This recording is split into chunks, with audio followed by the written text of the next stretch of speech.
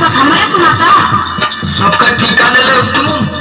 अरे काहे ना परिवार चलावे के बाद ठिका लेवे के पड़ी। सुना सुनावा।